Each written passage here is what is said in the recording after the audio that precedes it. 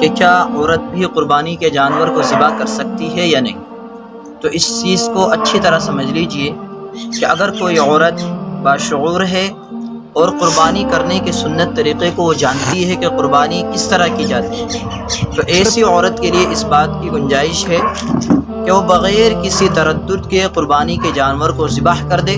ایسی عورت کا ذبح کیا ہوا جانور بالکل درست ہو جائے گا اور بالکل حلال ہوگا، اس کا استعمال کرنا بھی درست ہوگا۔ اسی طرح نابالغ بچہ کہ جو ابھی بالغ نہ ہوا ہو،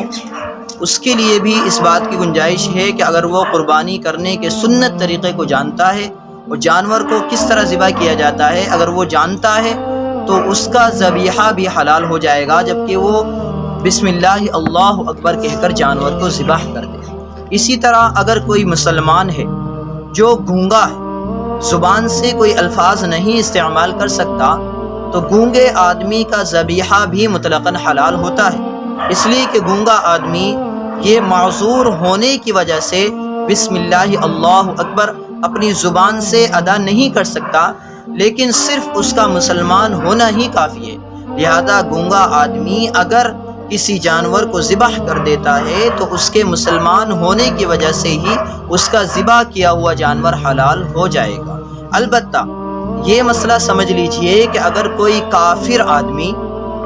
کسی قربانی کے جانور کو ذبح کرے تو اس کا ذبیحہ حلال نہیں ہوگا، اگرچہ وہ بسم اللہ اللہ اکبر پڑھ کر ہی قربانی کے جانور کو ذبح کرے۔